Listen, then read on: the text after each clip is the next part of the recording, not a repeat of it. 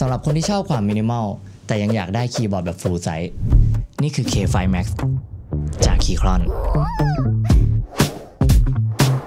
คีย์บอร์ดแบบ low profile ตัวบางน้ำหนักเบาเหมาะกับสายพกพาเป็นสวิตช์แบบ hot swap นี่ลองฟังเสียงเบราว์สวิตช์แบบ low profile ดูคีย์แคปตัวนี้เป็น PBT ด้วยนะยิงฟอนต์มาแบบ double shot คมชัดผิวสัมผัสก็ดีมากเป็นฟอนต์ไทยจาก Keychron มีประกันศูนย์1 ปีเหมือนกันใครสนใจรับปากไว้ในไบโอละก็นี่แหละจะมาบอกว่า